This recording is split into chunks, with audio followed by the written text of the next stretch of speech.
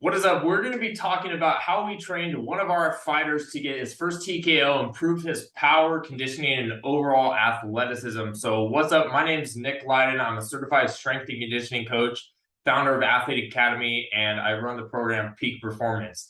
So, before we get into this, we need to know exactly what we're going to be covering. So, we're going to be talking about what to actually focus on with your training. We're going to give you the proper sequencing of your training plan so you know how to stack and manage your training so you can actually peak right before your fight. And then we're going to break down how you should actually be conditioning for your sport and for your fight so you know it's not just running miles and miles and miles. And then I'm going to break down every single thing inside of the exact training protocol that we use to improve his KO knockout power. So that's every single workout, every single exercise, reps, sets, everything. So just before we get into this is the athlete that we are going to be focused on and his specific case study. So his name is David Guerra. He's an amateur Muay Thai fighter. And throughout this process, we really dissected all to break it down on what we did. But after going through the workout program that you guys are about to see, we increased his leg strength a crazy amount. So he went from about 125, one rep max on a box squat to a 345-pound box squat in just a few short weeks. We increased his upper body strength a ton, by about 45%. But ultimately, what we worked on was a lot of conditioning and stamina and improving a lot of his work capacity. So feel free to read what he wrote over there about me and about the program that he went through. So before we get into that, we need to figure out like why martial artists, fighters, jiu-jitsu, wrestlers, all of these sports are one of the most underserved sports when it comes to athletic performance, strength training, and getting yourself better. And really after talking with a lot of these athletes, it comes down to what their coaches actually think. So not like me, like their strength and conditioning coach, but more of what their coaches are telling them at their practices, right? Most of them are telling you to avoid lifting or avoid working out because it'll make you stiff, it'll make you slow, and it'll ultimately hurt your performance and put yourself at greater risk for injury, which is absolutely mind-boggling because that is the exact opposite of what it actually happens. So really, why do these coaches tend to speak upon a topic that they don't necessarily have a full understanding on? I mean, they're probably really, really good coaches in terms of their sport. Don't get me wrong. That's not my area of expertise. They're probably badasses. But when it comes to strength and conditioning and it comes to improving athletic performance from a training aspect, they just lack the knowledge and resources to truly give you an accurate answer. It's most of the time it's because they have never actually trained correctly in the gyms and are not really competent in providing any good advice. So they'll avoid it because they don't want to give you the bad advice that will actually harm you and take away from their practices, right? And the other thing I've noticed is that they're just really stuck in their old school methods of training, and adding something new really challenges their authority and their expertise, when actually it should be working together with a strength and conditioning coach or an athletic performance coach, and with them, just like all the other great sports do, football, baseball, basketball, all of them work synergistically together to make their athletes perform better. And the other thing is they probably think that you're going to be doing some sort of just like power lifting or like bodybuilding, which is not athlete specific. I mean, powerlifting are strength athletes, but not necessarily like multifunctional dynamic athletes like yourself. And then bodybuilders are aesthetic, right? They think you're just going to build a bunch of muscle, get slow, stiff. And that's just not the case because that's not the type of training that we're actually going to be doing. So here's what some proper training can actually do for you. One, get you stronger, more explosive, have better stamina and conditioning. Every punch that you throw or every kick that you throw is going to be harder, have more impact, and it's going to take less out of your body and make you less fatigued to actually throw those punches and kicks. You'll be more agile, quick, and you'll not be getting gassed during practices or in your fight when it actually matters. And that's the huge thing for this demographic, is being being strong, powerful, explosive is great, but you have to maintain it at such a high level for such a high with high stakes that you need to be able to do that over the course of an entire 5-minute rounds, right? So what is the process? So typically when an athlete comes to me, this is the process that we'll go through before we actually start their training and start making the plan. So the first thing we'll do is we'll assess their current weaknesses and strengths. So typically this is through a conversation we're talking about where I'm taking notes down and we're figuring out, okay, like, like I just get gassed during my fights. I just didn't, my legs kind of fell apart at the end. I felt like I wasn't really kicking as hard as I could, or I didn't have enough stamina, durability, my core strength, whatever it is, right? We'll typically have that initial consultation and conversation and go through that process. So I can start to dissect in the background, okay, if his legs are getting fatigued, late in the later rounds or in the later part of the match, I know that he needs to build one bigger base of strength, or if they're not limiting with the impact that he has, he needs to build a little bit more leg strength, rotational power, right? I'm kind of looking behind or in between the lines of what the athlete's saying. And that's all good, right? So we can get a base where the athlete feels they're at, but then we actually need some of the data and some of the things that are actually happening from a physical standpoint. So we'll take them through an athletic performance evaluation. So the athletic performance evaluation that we go through typically covers a range of around basically 6 pillars of athleticism. So we'll test out their lower body strength, upper body strength. We'll test out their power output. So typically using something like a broad jump. We'll test their speed and acceleration. And you may be thinking like, why do I need speed and acceleration if I'm like a martial artist, fighter, wrestler, jiu-jitsu? Because in terms of speed and acceleration, it really comes down to how much force you're able to apply quickly. So athletes who typically aren't running, when they do start to improve those metrics, like we do with David, it has a big transfer over into their actual sports, just in different ways than you would typically think. And we'll go through some mobility, see if there's any range of motion issues or anything like that. And we'll have that all documented for them. And then if they have it, or if you have it and want to share with me, request film of a previous fight or match, so I can actually go in and look and break down the biomechanics that are happening, seeing, okay, you actually need a little bit more glute med strength to handle and land how you do, or core strength, stability, whatever it ends up being. And then I can kind of dissect and see where they're getting either fatigued or they're not landing. I can look at biomechanics of like their punches or kicks, and see that those different aspects. So I have a background before going into and implementing the specific plan, which is what we'd be doing next. So for David's evaluation and starting point, after discussing and talking with him and going through that whole process, there really was a weakness in his lower body strength and power. He had some pretty good like explosiveness, which you'll see down below. But then his upper body strength and his repeat power and conditioning were really kind of where he lacked a little bit of where we could really see a big improvements and have that translate over into him. His strengths, super coordinated, his timing, his muscle sequencing, his mobility. He was really quick and agile and had great coordination with his rotational power, as I'm sure a lot of you guys do, since you're throwing so many punches, kicks, or throwing bodies, right? You're usually pretty coordinated and pretty sound with your rotational power. And what led to his ability to be explosive was his elastic strength, that he had some pretty good qualities. I think he mentioned he was a track guy for a little bit in high school, so that led into that a little bit. And the other thing that you need to know when programming is like, how much time do I have before the fight so I can properly set up the sequence for you and for fighters to be able to peak at the right time, because none of this matters unless you peak at the right time. So we had about 4 months, 3.5 months, we thought, and I'm sure a lot of you have gone through where there are some complications, some delays, or things get started a little bit earlier.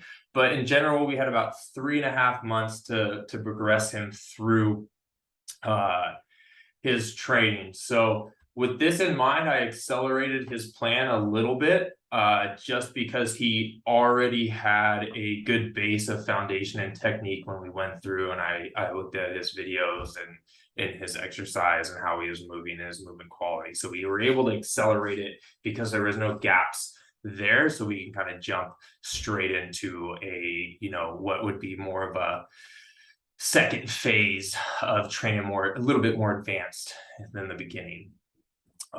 So with it, like I said, with his training plan, it was 4 phases. We did 3 times a week because we were managing his work and we were also managing his practices, which I believe he had 3 or 4 practices a night. And again, with a lot of fighters, like recovery and volume management is crucial. So for him, and I think for a lot of you guys, 3 times a week, especially if you have not been lifting or doing any of that, is a great starting point. So some more of my other advanced like jiu-jitsu guys, like they train all the time and but that's his style. Like he could just train all the time. It feels like if he's not training, his body's not working optimally. So he's working out like 4 or 5, sometimes 6 times a week. And that's a little bit different. But with the phases that we went through with him, the first was like a foundational strength and power. Like normally the foundational strength and like hypertrophy, trying to get him a little bit muscle for like a typical athlete. But for David's case, like we did not want him to put on too much size and too much muscle because he had to make weight. So going through this, I want you guys to understand that like you can make strength gains without getting more muscle. And that's typically due to central nervous drive. So like how much stimulus you can provide your muscle to lift the weight is really what we focus on. So the reps were a little bit lower than what you'd think. And we didn't really do too much hypertrophy rep ranges, say, except for maybe in some accessory lifts, but that wasn't really to build muscle there with it. The second phase that we went into is a pure strength and power, is a little more advanced. We start to integrate more unilateral movements, which I'll be breaking all this down. And then a third phase was a dynamic force phase where we use something called undulating periodization. So first 2 phases, strength and power. Third phase, we do undulating periodization, which, basically means that we are focusing on one primary goal week every day. You can do weekly, but I found the daily works a little bit better. So we worked on one main high velocity rate of force development day, one pure power day, and then one super heavy strength day to keep that strength engine running and to maintain that high level there. And then our 4th phase was our peaking phase, where we use some really advanced training methods like French contrast training and complexes and things like that. So let's get into it. So the first phase was our strength and power. We started them off with a upper body strength and rotational power. So in the first few of these, I go through the warm-ups, but then afterwards, I don't include the warm-ups just because they're pretty similar and you guys should have understanding of what they look like. So our dynamic warm-up for the upper body strength and rotation day, the primary goal is to mobilize the shoulder, to prime the stabilizing muscles and improve the muscle contraction. So we did something called a PVC pipe complex, where there's a bunch of different rotations and different orientations to open up the thoracic spine and the chest. A lot of you are super tight in the chest, pec minor, pec major, pec minor, front delt, and you lack a lot of like openness because you're throwing so many punches consistently. So typically you guys are a little bit more rounded forward. So we're trying to open you back up for that aspect. So we did things like our PVC pipe complex. We did band pull aparts, right, where we're trying to open ourselves up. And then we use some isodynamic push-up holds to really get the muscle contraction for him, because he was having trouble engaging his chest. He's really front delt and tricep dominant. So I wanted to prime the chest and have him feel what the chest feels like when it's contracting before going into our upper body workout. And then everyone should be doing YTWs and presses, especially if you're throwing, punching, any sort of athlete that has to use their arms. This will help stabilize and keep your shoulders healthy. Now, we went from the dynamic warm up and then we came over here and back down to conditioning. Conditioning we always put at the end of the workout because I want you guys to get the most strength, most power development that you can, plus get rid of a little bit of that energy and then put you into conditioning when you guys are a little bit tired so we can increase that threshold and the work capacity there. So for our strength movements, we did some close grip bench press just because, you're not punching like this, right? It's going to be a little bit closer.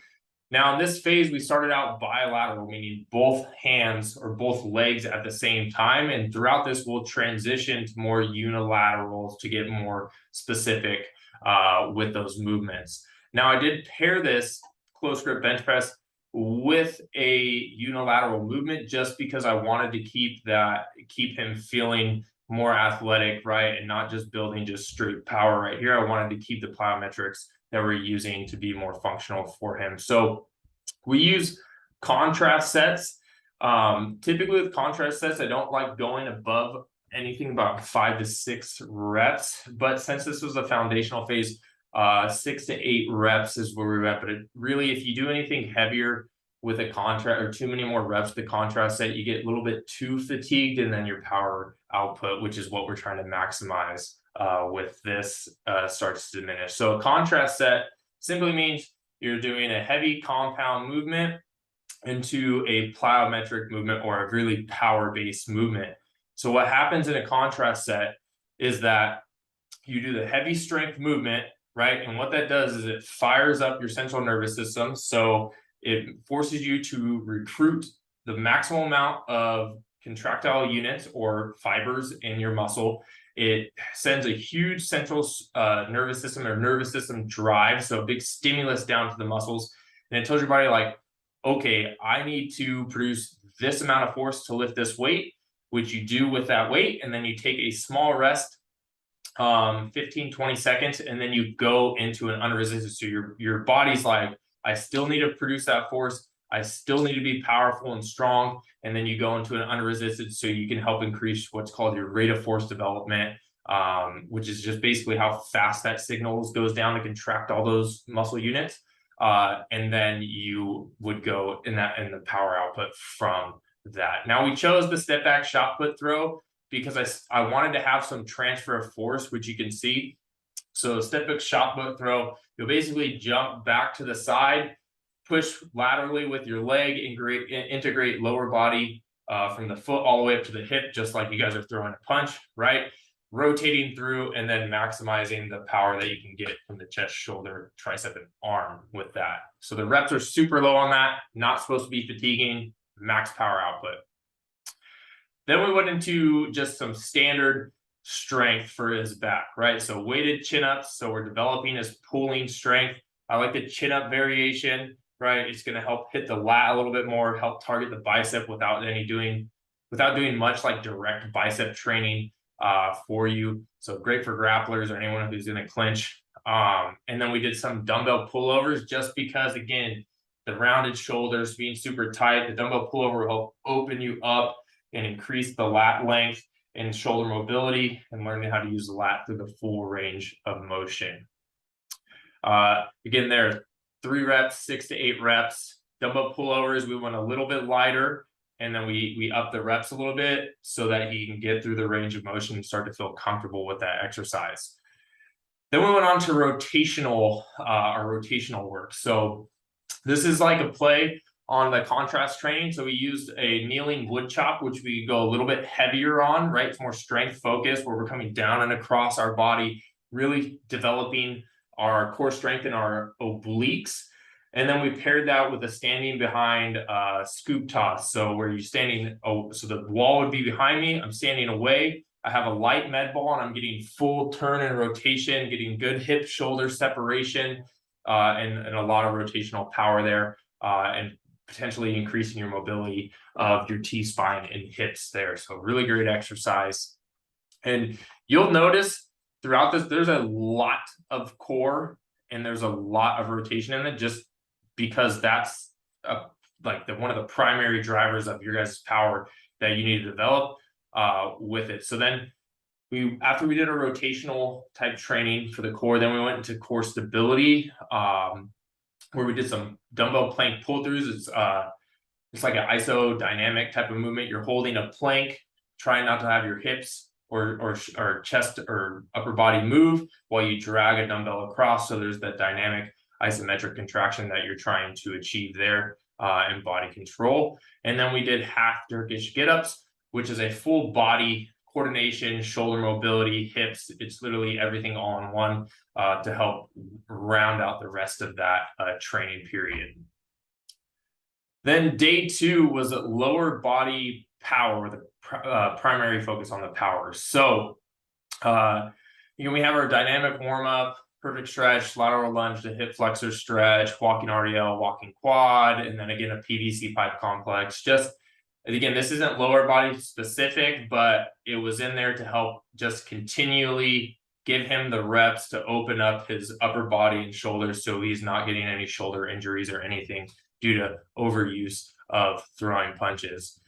Now, typically with lower body too, then I want to take it a step further with the warm-up where I'll do some joint openers or mobilization. So we're trying to open up end range of motion of the hips and ankles here. So we did some banded distraction. So basically a banded distraction is where you are using a band to pull you into end range of motion, and it's opening up the joint capsule a little bit to give you a little bit more free range of motion in there throughout the rest of the training, or before you get into the training.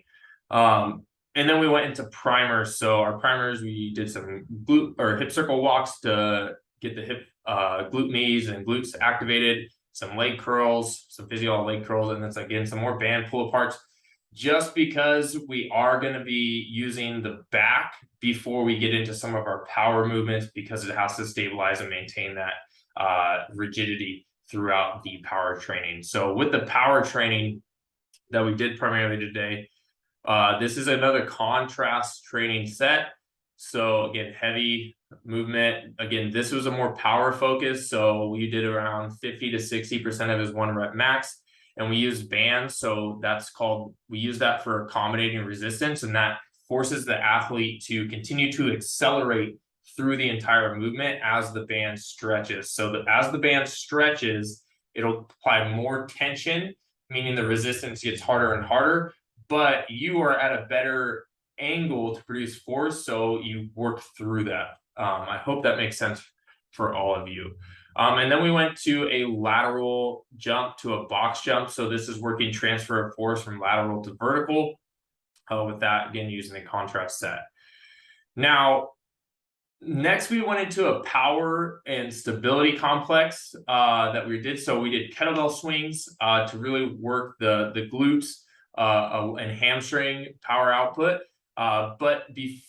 Which you'll see in our next phase, I believe, we needed to work his hip stability and control, because without stability, your body cannot produce the optimal or maximal amount of strength and power that it wants. So if you've ever watched a strongman competition and they're squatting 800 pounds for max reps, typically, when you see an athlete fail, it's because they lose joint stability and integrity on the rep before. So when that happens, your body shuts it down. It's like, we're not doing this anymore. You're going to put yourself at injury. No way. But if you have hip stability and joint integrity, you're able to apply maximal amount of force throughout all of the movement. So without it, you're not going to have as much force. With it, you'll be able to produce the most amount of force. So we focus on that before the next phase, so he can actually produce the maximal amount of force. Then we went to more core and trunk stability. So your core is just not your six-pack, it's your obliques. There's parts of your lats that go into it. It's your back extensors, QLs. So we are working primarily on the lower back extensors here. Because later we will have some hang cleans and things like that, and you need to have a strong back, as it does help with bringing your body and torso upright and aiding in the power of there, and overall just having a strong foundation for your core. And then we went to front rack farmers marches. So that's where you're holding a weight here. You're trying to control your core and your body and not shift left or right. So there's all these little tiny little not isometric, but like quasi isometric subtle movements that you're having to control dynamically with that under load to help improve your stability there. Now, again, this is more of the foundational period. So we started to train his hip flexors and bring those up because those were lacking. So we typically we want to start with more of like an isometric type movement, which we do with a sensory iso hip flexor holds to improve the strength there. And then we worked on clamshells and bird dogs just to help improve his strength in his glute medius and overall motor patterning. So how he's using his body and sequencing the muscles in the proper way. So then the third day, we went into full body strength and power.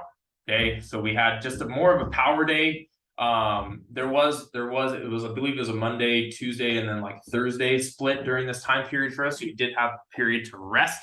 But we wanted to save the strength till the end during this period. So he had a full time to recover. We were trying to manage his practices and make sure his coaches weren't getting mad at me for having him walk into the practice a little sore and tired. So that's why we held off the strength till the end. So he had a full time to recover after that. So we did high box squats. This is where he got really strong. It was right here. So we started off high box squats. As the weeks progressed, we dropped it down to like 4s and 3s. But we were really trying to improve his maximal concentric strength here. So that's like when your muscle fibers contract. We really were trying to improve that here and improve his power. So again, this is another contrast set with a high box squat to a box jump. Anytime you're doing contrast sets, you want it to be similar movement patterns with similar force production. So this is a very vertical force production using his quads and glutes a little bit. So you want to keep that with the plyometric, which we did with the box jumps. And the box jumps are good because you don't get a lot of like impact, which we will get into later. But again, this is the beginning phases. Then for the strength, we did some unilateral movements. So single arm dumbbell row, you can crush the weight, go heavy, help build grip strength, lat, rear delt. They're great exercises for you, right? Pulling here, there's some core stability involved in that. And then we went to some incline single arm dumbbell press. Again, single arm going up, there's some stability there. Now, after we got to the main strength movements, we kept this power block of the landmine rota press. And then there's another variation, but the rota press we kept in there throughout 2 training blocks, I believe, just because there's a really great full body transfer of force movement where they're getting a row into a press. So we're working the oblique sling and posterior oblique sling to help aid some power. We're helping teach the athlete to get some hip internal rotation as the hips come through and open up into that aspect for the transfer of rotational power and coordination. And then we paired that with some standing rainbow men-bell slams to get over the top. Again, more rotational power with that. After that, we went into our plyos. So for the plyos, we did a landing focus. So we're trying to build his ability to absorb force here, specifically in the lateral plane. So helping his ankle strength, his glute med a little bit more. So that way when we get later into some of the skaters that are just more power focused, he has that base for himself. Then we did some banded broad jumps, single line lateral hops. Those are extensive plyometrics. So we're trying to just slowly build his elastic strength and kind of prep his body to be able to handle the amount of plyometrics and power-based movements that we're going to be getting into. And then final one with a forward chest pass that was really about his rate of force development with his upper body. And then we moved on to some isometrics. So the reason the isometrics are in there in this case is to improve like joint specific strength and joints and tendon health, and then also improve some of the elastic qualities. When you're doing isometrics, yielding isometrics, you really help those tendons out. Again, when it comes to power, you have like your muscle driven power, and then you have like your tendons and your elastic strength. So we were focusing on improving the qualities of those tendons to help transfer that muscle driven power throughout the tendon and out the rest of his body. And then For the conditioning, which I'm going to break down a little bit more right after this, we did assault bike sprints. We started off a little bit lower with 10 sets of 10 reps, or 10 sets of 10-second sprints with a 50-second rest interval. So we're really trying to build his alactic and glycolytic repeat power and capacity, which I'm going to go into right now. So when you're conditioning, it's not just like go run miles and miles to get your cardio up or whatever you want to call it, right? True conditioning is knowing what energy systems you use in your sport primarily and enhancing their capacity and repeat power ability for that. So there are 3 main energy systems. So there's your beta oxidation. That's like your marathon runner. It's like 50%, like moderate intensity to low, and you're just running forever. That's going to help your aerobic capacity and repeat power, which in fighting it's good to have, but it's not necessarily what's going to make you feel fresh throughout the entire fight. So for him, he was 3-minute rounds of basically like max effort, like quick bursts of max effort recover, but still had to like be involved and keep going. So his coach was having him doing some runs on the side and stuff, so we didn't focus there. Our focus was getting his body to be able to have the intensity that we need and hold it for a long time and use it whenever we needed it. So those 2 main energy systems that we want to look at are the aerobic fast and slow glycolytic system and the anaerobic alactic system, or what's known as the creatine phosphate. They're just interchangeable. So we think about the ATP-CP or the alactic system. I'm sorry if this is just sounding confusing. I'm going to make it simple. Okay, this is those short, quick bursts, 0 to 10 seconds, 100% effort. You're trying to punch someone's face off, throw a roundhouse kick, whatever it is. That's your ATP system right there. It's a max effort sprint. It's a max effort power clean. That's what it is. Okay. And we need to teach our body to be able to do that over and over and over and over again. Okay. But we also need to teach our body, right, to be able to sustain that and have power later on for 30, 60 seconds out. So that's more of your glycolytic system. Okay.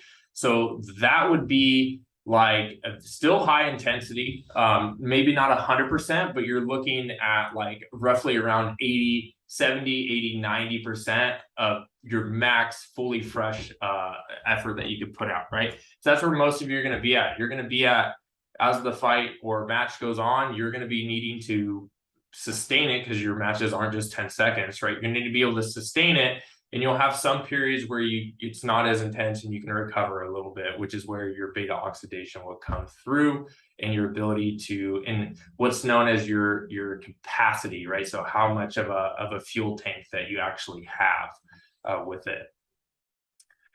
So when we look at the conditioning, that's the verbiage and what's going on there. So in phase 2, now we're able to progress it a little bit more, still focusing on the strength and power.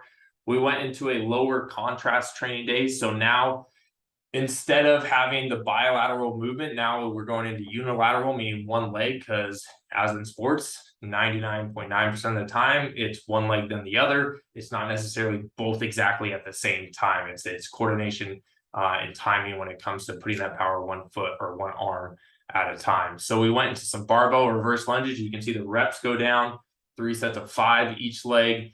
And then we did some paired that with some similar single leg plyometrics.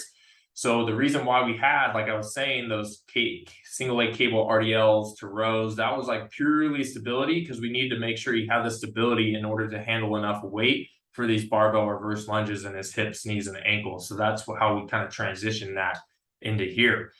And then for the power, we added a band around his waist, pulling him behind for his kettlebell swings. That's to add in more hip drive and glute engagement and snapping the hips through.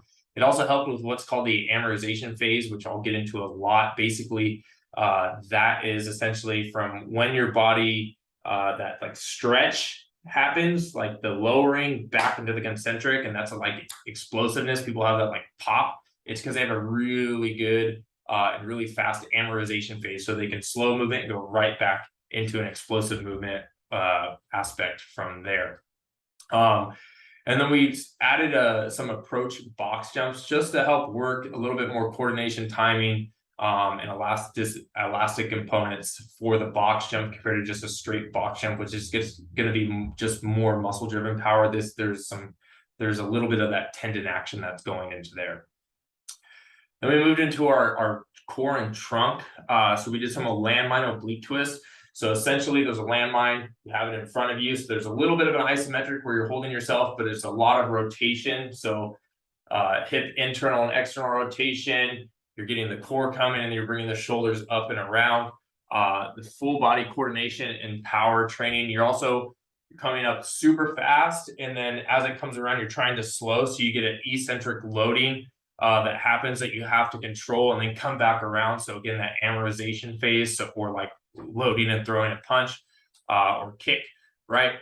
And then we went into a lateral quick toss after that, which was all about not having that full range of motion, but being able to make or produce a lot of force really rapidly from a restricted position with that aspect. So 10 and 10, again, the volume's a little bit higher to get his technique and coordination and timing down. And then as we go, we add the weights up a little bit and drop the sets down, or the reps down.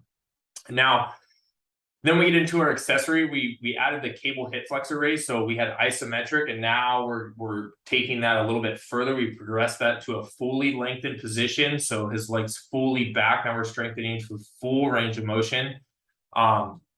And then our isometric was a heels elevated iso squat. Again, that's just to help with the tendons and specific strength in those areas. And then for conditioning, we went to a full body alactic and glycolytic conditioning for capacity and repeat power. So that's the blue and the red dot, or the blue and the red line. So 10 sets, 10 to 15 seconds. I believe we dropped them down to 10 seconds. But it was 10 to 15 seconds, and that's like the max amount of that alactic system that we could get. We let them recover, and then we took it to a separate body part, so it wasn't the same muscles getting just hammered right there. So he actually could have a little bit better time transitioning through those, but still getting that cardiovascular work and that repeat power work. And then we went to a sled pull into a push where you're like pulling with a rope and then pushing down. And that was just literally 20 yards down and back as fast as you can with a rest in between. Now, the second days are upper strength and rotational. So now, again, we transition, we're taking them to the next step of power. So banded bench press, we usually use a football bar bench. So same, instead of close grip, football bar, same, roughly the same, but we just added a band to it. So now he has to actually accelerate and increase his power throughout the entire range of motion. So it's most of the lift isn't just happening here and then it gets easy. It's consistently challenging throughout the entire range of motion. We paired that with a floor chest pass. Again, that's like the upper body plyometric to increase the rate of force development with his shoulder and his chest and triceps. And then with the strength, pendulum rows are freaking awesome at developing just your back strength in general. It's basically like a bent over row from the floor every time. There's a little leg drive, but not much. Super heavy, 4 to 6 reps. Then we did some banded row iso holds just to improve his endurance, you could call it, and ability in a work capacity to be able to hold on to essentially a clinch or in that position. And then we added in some pull-ups after he was already fatigued a little bit, just to increase his work capacity and endurance at the lats for that period. Because that was one of the areas that he said he wanted to work on a lot, was being able to hold the clinch and be able to maintain and like dominate in there, which in the videos that I have of him, he absolutely did. And then again, more core, right? We have farmer's carries to improve grip strength, core stability, strength with some standard planks, but we did weighted planks on top of them. And each week we progressed that, how much weight and time that it could actually do. And then the rotational during this period, we did a little bit more frontal plane. So kettlebell windmill, you're here, you're going down. That's going to help increase, you'll get hip internal rotation, and then you'll start to work the side over here with your QL instead of the back extensors and some of that QL mobility and oblique mobility. And then phase or day 3, again, now it's single leg a little bit more, right? So we have the barbell single leg RDL, progress to a more demanding hip strength stability that we paired with a hip and hamstring plyometric. So strength, stability, speed, explosiveness paired together with that. And we did for our upper body strength, we did some single or some seated neutral cable grip rows just to continue to build the strength there. But then we added in a unilateral movement with the single arm kettlebells press, where you're pressing overhead. You have to control your stability with your lat now that he's opened up a little bit more, and in working that area. And like I said, for the power, which is up here, we went into landmine rota press. We just kept it. We dropped the reps down. We increases the load so he can increase his power and transfer that power. And then we paired that with the squat to press, which is a transfer of force from a squat up overhead into extension, so we can learn to sequence that a little bit better. And then with our plyos, before we did some landing focused. Now these are banded plyometrics. Now that he has that down, now we're working on his reactivity, the amortization phase a little bit more, getting in and out with the added resistance so we can produce more force and learn how to produce more force that way. And then we transitioned him to some single leg rocker jumps to really work on that single leg power, and some banded pogo hops. Again, because so much of what you're doing is hopping, bouncing around, especially for like Muay Thai, getting into positions and going all around. We really needed to make sure his ankle foot strength and elasticity was on point. So that's why we had the banded pogo hops, which are just a pure jump with no knee flexion, just ankles up and down as high as you can. And then for his conditioning, we increased the duration to help increase his capacity of the assault bike sprints. And I believe we got up to around 15 second sprints, which is brutal. But the assault bike sprints are probably one of the best things that you guys can be doing to help increase your specific conditioning for your sport, because it's full body, legs, push, pull, arms. It's awesome. Now, phase 3, here's where we start to transition a little bit. So now I was talking about that undulating periodization. So day 1 was a velocity focus. So that's like pure speed. Like speed is the name of the game. Quickness is the name of the game. The weights are not heavy. It's fast, fast, fast.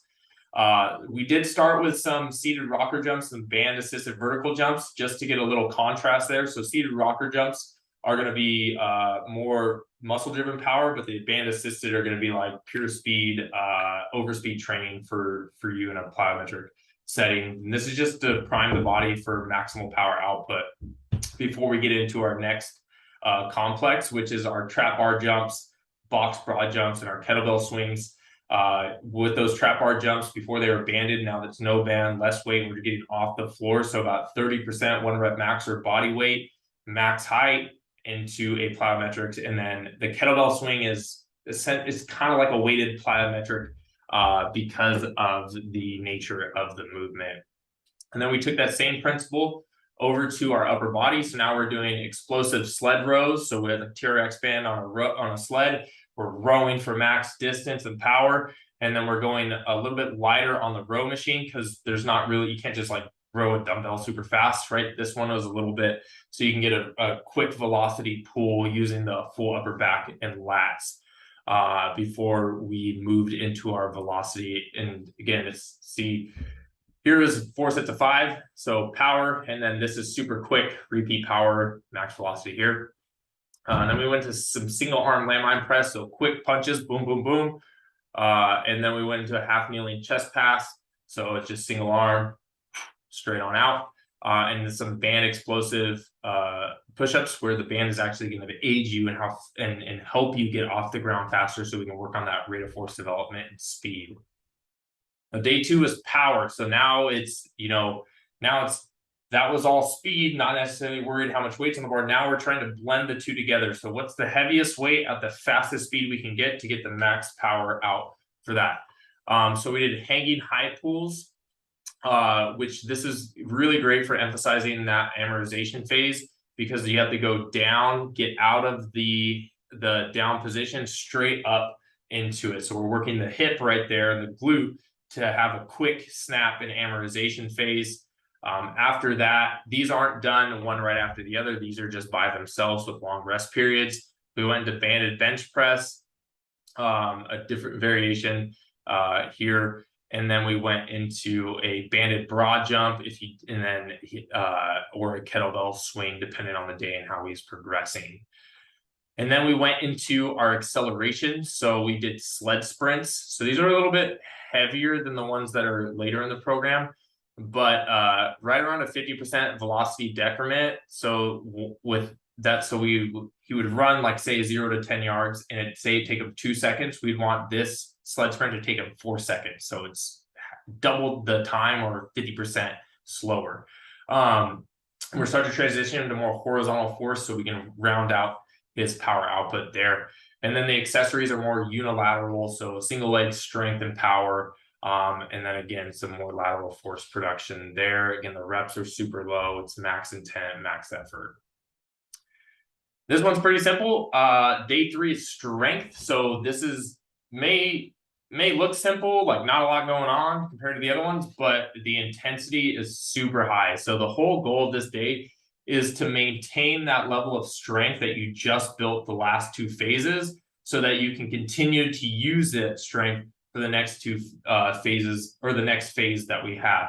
So strength is the foundational block before power. So we want to build our strength up and maintain our strength as we progress to more explosive type movements in the peaking phase. So this is just a full body barbell back squat, dumbbell bench, single arm dumbbell rows, barbell RDL, farmer's carries. Everything's basically 5 by 5, a lot of rest. It says 3 minutes here, but it's like 3 to 5 minutes rest, and that's all you do, and you push yourself as hard as you can. Now, this is the 4th phase. This is the peaking phase. This is where, honestly, we had some delays and we had to make some changes and things, but this is the overall phase and how it went. We had to extend it out a little bit and take like a deload week in between, just to keep his volume appropriate and make sure he wasn't getting hurt. But we use French contrast training. So French contrast training is a great way to develop explosive power and maintain strength. You basically work through the entire force velocity curve. So if force is over here, velocity is over this way. What we'd have is that you have maximal force, and then you have maximal speed over here, and then you have power in the middle. Okay, so you work through that entire area. So you have maximal strength, then you go to power, then you go to speed strength, is what it's called, like a weighted plyometric, and then back down to a overspeed or high velocity. So the whole goal of this is to prime your system, again, with a heavy movement, and then to emphasize and get a lot of power development out of that. So that's what's happening in the French contrast phase of block down there. But before, we did some overcoming isometrics for himself for the floor bridge iso. So typically we start around 10 seconds and bring it down to like 5 towards the end. And the whole goal is to increase muscle connection and prime our central nervous system to recruit the most amount of muscle fibers and be as strong and powerful as possible. And then we went to French contrast training. So we did the trap bar deadlift, seated rocker jumps, seated weighted rocker jumps, and then band assisted vertical jumps. There's about 30 seconds rest in between. And then at the end, you take a full rest for that. And then we only have 2 days of French contrast training, and that's all I'd recommend that you do, because it is super demanding on your central nervous system. You may not feel like maybe like muscle sore, but if you did this for too long of a train block, you would essentially like burn yourself out and you'd see your performance decrease. So we want to make sure we're using it at specific times and for a limited amount of time, and not just doing it all the time, because you will see that burnout. And then for our accessory, we did a hip dominant. Again, there's a lot of kettlebell swings in here, a lot of kettlebell swings, right? You're just trying to build a ton of explosive power from his hips. So we upped the reps a little bit, just to, again, increase that work capacity a little bit more. And then we paired that with some seated hamstring tantrums. So hip dominant hinge was the kettlebell swing, and then knee dominant hamstring here. And these are basically a rate of force development exercise where you're just being as rapid and like bending your legs as fast as possible, going back and forth, really focusing on that limb velocity and rate of force production.